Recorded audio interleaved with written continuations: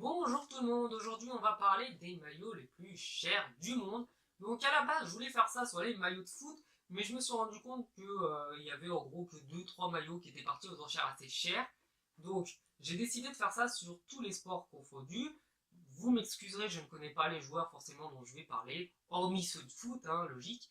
Donc j'espère que ça vous plaira. Le premier maillot, hein, là il n'est pas parti aux enchères, petite exception, c'est un maillot signé Versas, il est totalement dégueulasse, il est vraiment moche, hein, c'est une grosse daube, et ils le vendent au prix de 500 €, parce qu'il faut savoir que chez les riches, il y a une chose qui est particulière, c'est qu'ils s'imaginent que plus ils dépensent, plus c'est bien. Donc pour moi, il y a pas mal de marques un petit peu surcotées comme Philippe Plein, etc., qui sont vraiment pourries, mais qui vendent des maillots à 450 €. Donc Versas a décidé de faire un maillot de foot à 500 €, et on ne sait pas s'il y aura des abrutis pour l'acheter.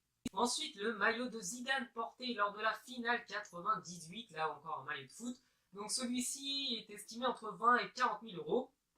Il a été vendu aux enchères là le 13 octobre au moment où je tourne la vidéo. Donc je n'ai pas eu le résultat et il n'est pas sorti publiquement. Donc ce maillot est estimé du coup entre 20 et 40 000 €. Partons au foot américain avec le maillot de Jim Brown qui a été porté en 1962 et qui a été vendu, la somme assez balèze, de 65 000 € aux enchères. Ensuite, un maillot de basket, c'est celui de Michael Jordan, porté lors de la finale NBA de 1998. Celui-ci est parti aux alentours de 150 000 € et c'est, à ce jour, le maillot de basket le plus cher jamais vendu. Je sais que ça peut surprendre, mais un maillot de rugby s'est vendu extrêmement cher. Il s'agit de celui de Dave Gallagher, ou Gallagher, je ne me rappelle plus comment ça s'écrit. Bref, il a été vendu la somme de 200 000 €. Et il faut savoir, petite particularité, c'est qu'il a été porté en 1905 lors d'un tournoi anglais, donc à l'époque où la Nouvelle-Zélande était toujours plus ou moins britannique. Donc ce maillot vaut 200 000 € et on pensait seulement qu'il en valait 20 000. Finalement, il a été vendu 10 fois plus cher.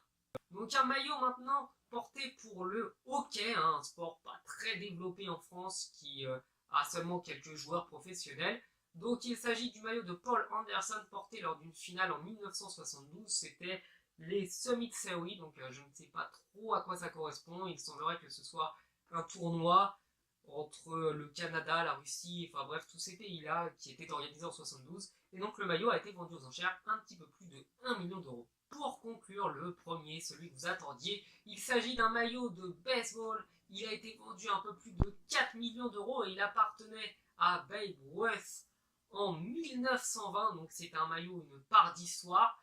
Il fait partie d'ailleurs des pièces les plus chères vendues dans l'histoire du baseball, parce qu'il faut savoir un truc, c'est que nous, en tant qu'Européens, ou même en Afrique, c'est là où il y a pas mal de gens qui regardent le football et qui aiment le football, mais aux États-Unis, les objets de baseball ont une valeur bien plus importante que tous nos objets de foot à nous, à savoir que, comme vous l'avez vu, eh bien, un maillot de Pelé qui a été vendu un peu plus de 200 000 € n'est rien par rapport à un maillot de baseball porté par un joueur américain lors d'un tournoi comme celui-ci qui est monté à plus de 4 millions d'euros.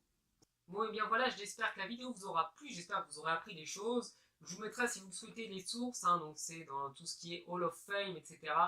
Certains sites spécialisés dans les objets les plus chers de chaque discipline.